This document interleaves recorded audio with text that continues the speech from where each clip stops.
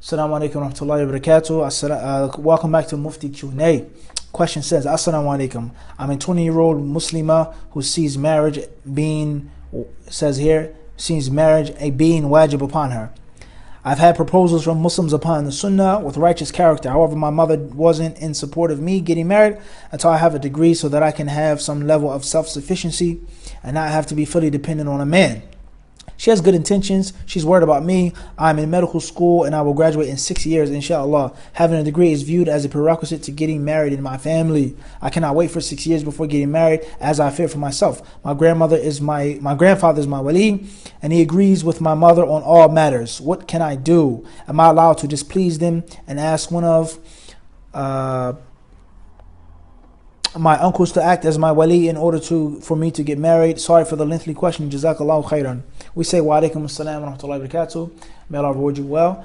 The question is not that lengthy. A very important question. A very commonly asked question. Sometimes people ask a question about seeking knowledge. I want to go overseas, but my parents. About getting, that's going overseas, getting married. I want to get married, but my parents. Or it comes to an issue of race, or nationality, or color, or social class. I want to get married to someone from Pakistan, but my family's from India. I want to get married to someone from Bangladesh, but my family's from this country, and so on and so forth. I want to get married, the brother is black, and my family, they're white, etc. Okay, it happens all of the time. And we say, first and foremost, Allahu al-Musta'an. Allah is the one that you have to seek help in and through and with, subhanahu wa ta'ala. So if you fear upon yourself that you're going to fall into something that is harmful, a vice, whether it's zina, whether it's internet pornography, masturbation, lesbianism, anything that is a vice in the deen, something that's haram, something that's disliked, something that's a major sin, whatever the case may be, then you should get married. You should get married. And you should only obey those whom you have to obey, whether it's the legitimate Islamic ruler, whether it's the alim with the dalil, whether it's your parents, your mother, your father, in ma'ruf, that which is honorable and that which is good. As the Prophet ﷺ has informed us, that the ta'ah, obedience, is only in that which is good and honorable. So you feel of making zina, you know that you have sexual desires, you have your mind, boys, this and that, college, school, 6 years, you have to give yourself the fatwa. Istafti qalbaka wa aftaka nasu wa aftauka, as it states in the narration. Seek the fatwa from your heart. So if you feel that you're afraid of falling into something that's going to be detrimental to your iman, to your health, to your family, to your honor, then you should get married and you should ignore the advice of your parents and of your grandfather. Whether that means you getting a wali through your uncle, whether that means you getting a wali through the masjid, whatever the case may be, you have to protect your nafs.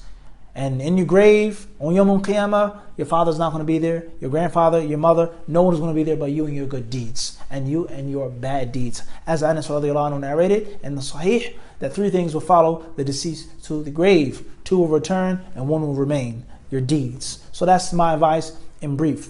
What your mother is trying to advise you with, it's not necessarily negative. Get some type of insurance, some type of backup. You may get married, you may get divorced, 2016, the man beats you up, he abuses you, you have nothing, you have children, etc. It is a reality, unfortunately, and which many men aren't really actually the men that they should be, and taking care of and providing for a woman. Unfortunately, divorcing for non-legislative reasons, leaving her with children, etc. That's unfortunate, but it is a reality.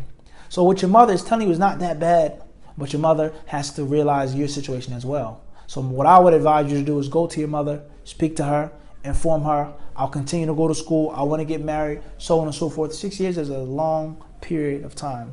It's almost a decade. So just think about that.